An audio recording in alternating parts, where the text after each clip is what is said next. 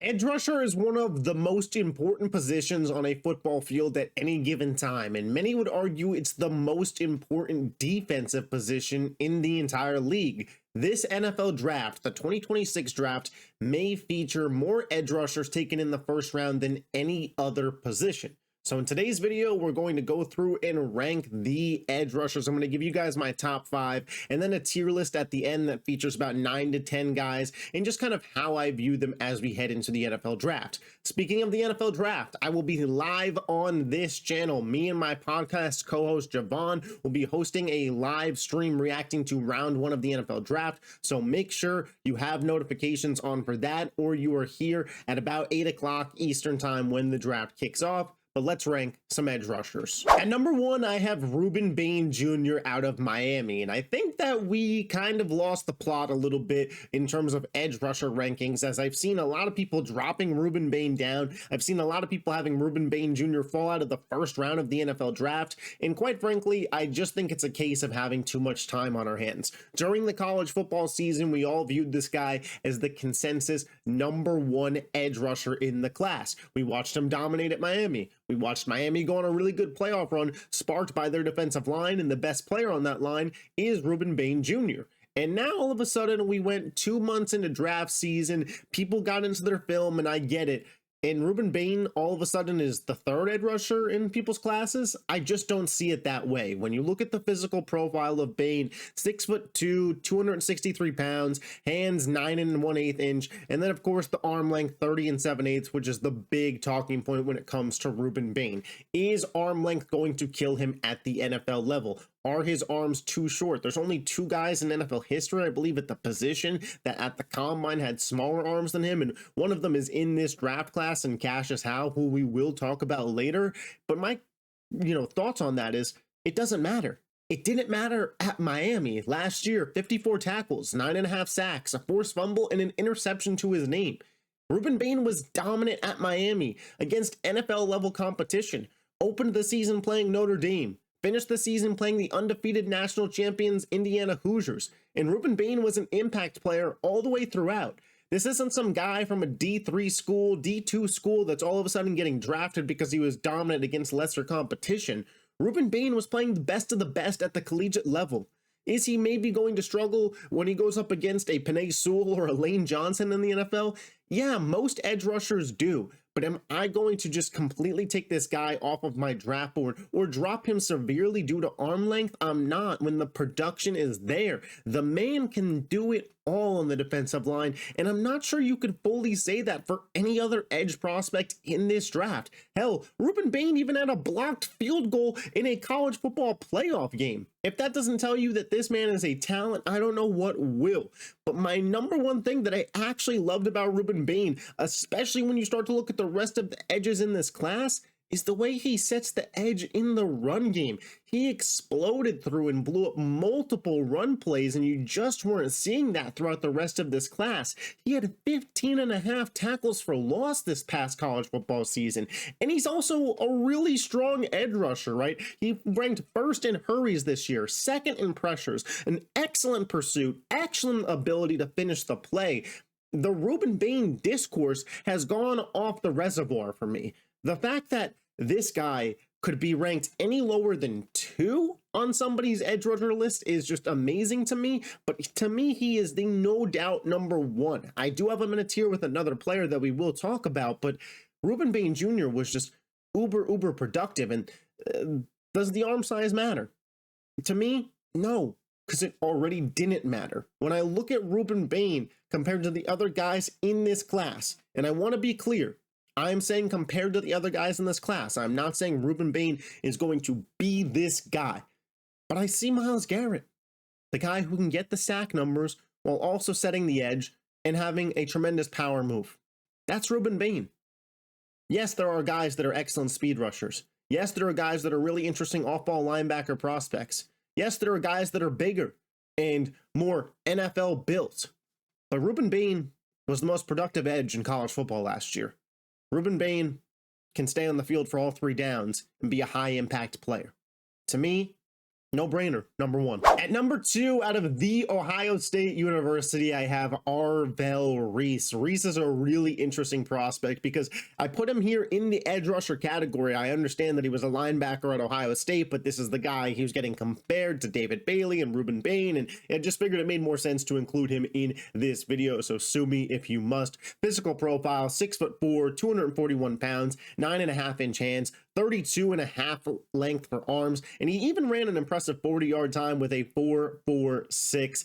Arvell Reese is kind of a freak of nature athlete, and obviously the production was there at Ohio State, but this is a player that you are drafting for potential. When you talk about those top three edge rushers that are consensus for most people in terms of Bain, Reese, and Bailey, Reese is the one that you're kind of doing the most projection with, kind of has the most growth to get as an edge rusher, and the ceiling is also, I believe, the highest for him, because if he truly gets to a level where he is an elite pass rusher in the NFL, and you combine that with his skills as an off-ball linebacker, he truly has the capability to being not just one of the best edge rushers, but one of the best defensive players in the league, and could win a defensive player of the year in the future. At Ohio State last year, he had 69 tackles, 6.5 sacks, and 2 pass deflections, and those sack numbers are really high when you consider the fact that, again, this guy wasn't lining up primarily at the edge spot. A lot of his time was spent standing next to Sonny Styles about 4 yards away from the line of scrimmage, playing in the intermediate part of the field as the off-ball linebacker.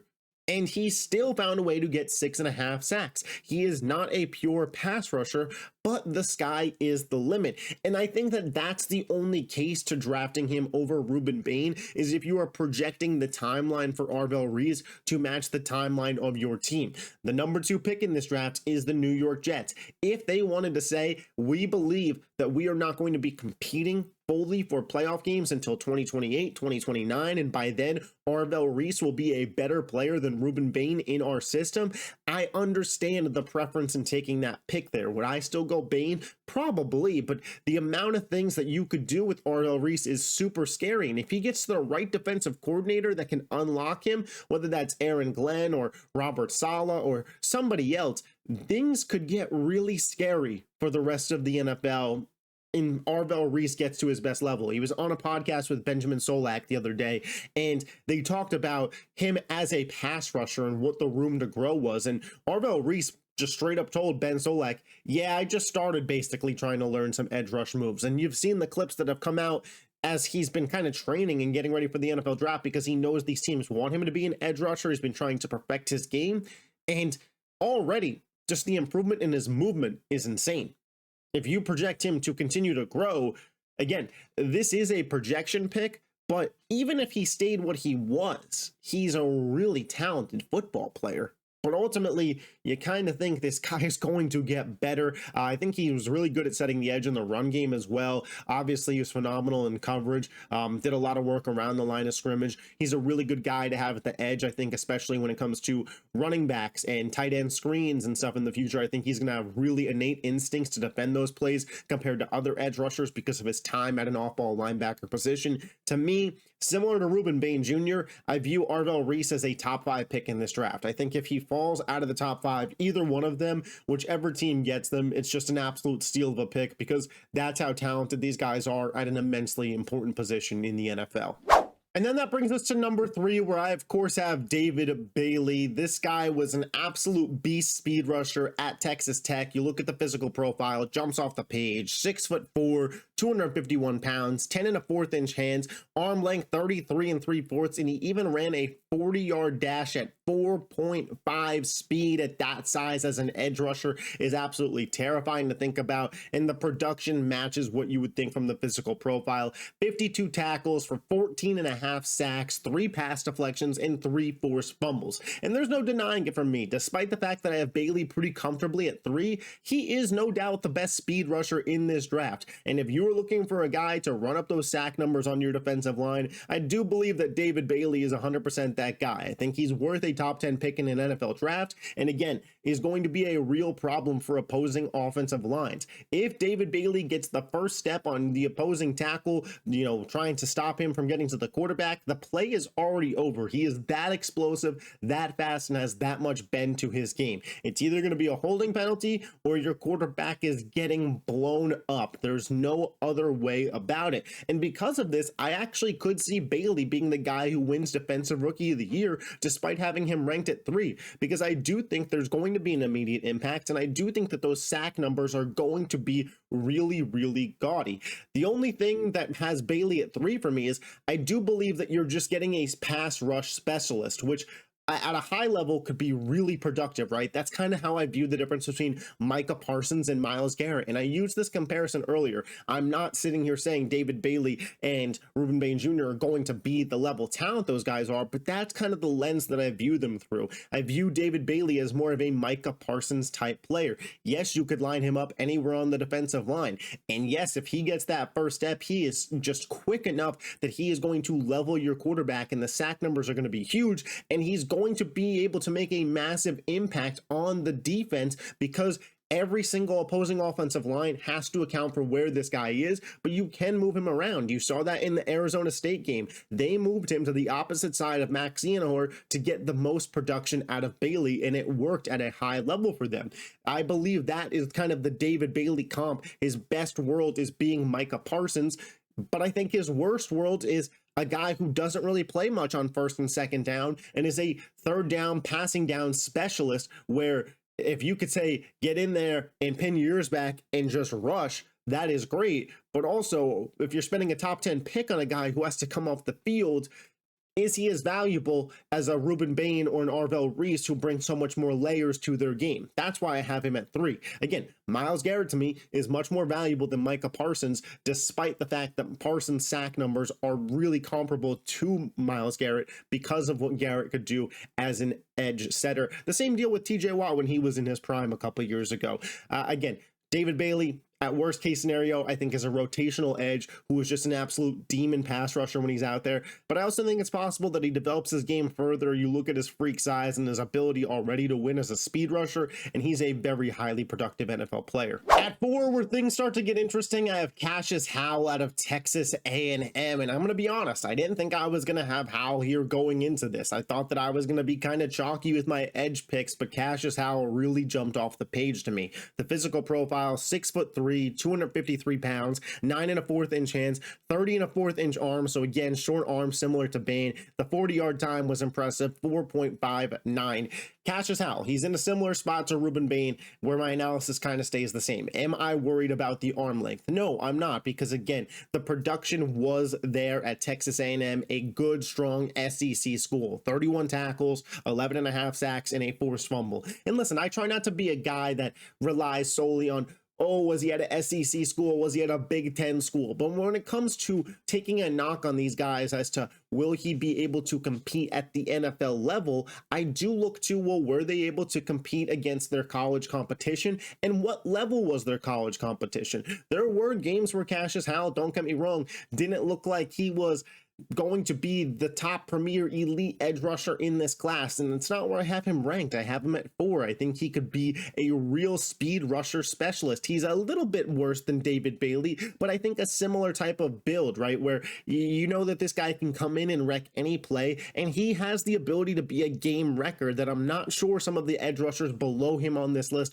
truly possess, and in the most complimentary way possible.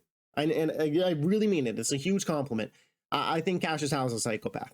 If you watch this dude and his energy out there, especially you saw it in that LSU game, he is just jawing at the line of scrimmage after every big play that he makes. It is a ferocious celebration, the smack in the helmet, the flexing over the guy. Like, it's just all there, the kind of energy that you want on your defense. You want guys that are riled up to make plays and to absolutely obliterate the opposing offense. And that is what Cassius Howell brings.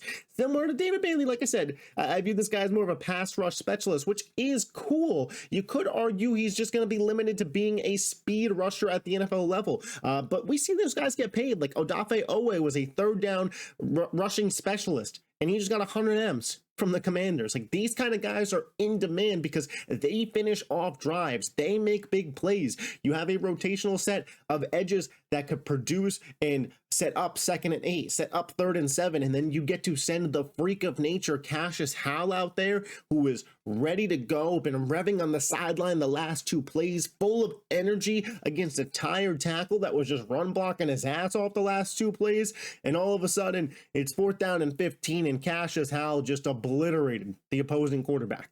That is what you were drafting. And when we are past the point of elite top 10 prospect, I will take the guy that I believe is a specialist and a drive-ending specialist at the edge rusher position in my number 4 spot. And then at number 5, this is where I have Akeem Mesidor out of Miami. The physical profile is really solid, 6'3", 259 pounds, 10-inch hands, 32 1/8 inch arm length. He was really productive at the University of Miami next to Ruben Bain. We know the story of that team was their defensive line. Mesidor provided 63 tackles, 12.5 sacks, and 4 forced fumbles last year.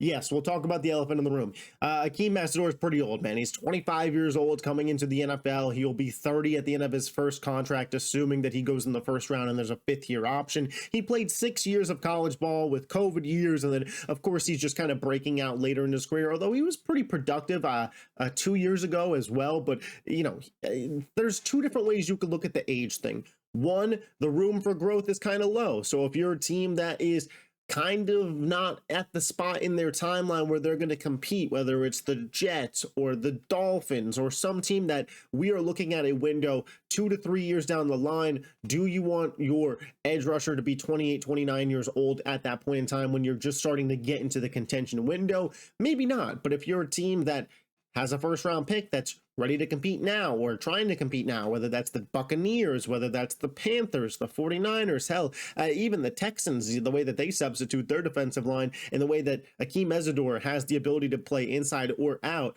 getting a polished edge rusher like Mesidor is maybe even a strength to these guys and kind of something that they'd potentially prefer rather than a project player like a Keldrick Folk. He can line up on the inside or out, which I do think is uber effective. Again, you can put him on the inside on these 3rd down plays where you have 2 pass rushers on the outside, you have Mesidor on the inside, and all of a sudden now you have 3 really strong pass rushers on your defensive line looking to make a play. He's got some solid burst. Again, I think he's going to contribute on day 1. So the teams that need to win this year, I look for them to more so target Mesidor than maybe even a Cassius Howell, right? Like, these guys are in the same tier for me. We'll talk about that in a second, but ultimately it is a flavors draft. Daniel Jeremiah talked about this, and it's a lot of different flavors. And when we talk about receivers, like obviously Tate's a big outside guy, Kai Lemon's an inside guy. It's the same deal with these edge rushers. There's a lot of speed rushers, there's a lot of power rushers, there's a lot of guys that kind of do both but aren't specialists at one spot. It's all about team need and team fit, and I do think that there are teams that Mesidor fits on better than a Cassius Howell. He does lack upside, but again, would it shock me if he went out and won Defensive Rookie of the Year in year 1 because he's just polished and ready to go and going to get double-digit sacks? No, it wouldn't. I think that he is going to be a real piece, and if my window was to compete within the next 3 years, I'd have 0 problem taking Mesidor. And then to finish up the video, we'll move over to kind of my tier rankings of these guys. Tier 1, I have Ruben Bain and Arvell Reese. These are the top 2 edge rushers. I think Bain is the most ready-to-go guy now, but Arvell Reese, just for the pure potential, if you took him over Bain, I'd get it. Tier 2 by himself is David Bailey. I'm not taking him over those first 2 guys, but there's nobody that's even close to him below him as a speed rusher. Tier 3, Cassius Howell, Akeem Mesidor, TJ Parker, and Malachi Lawrence. Again, it's kind of just about the flavor here.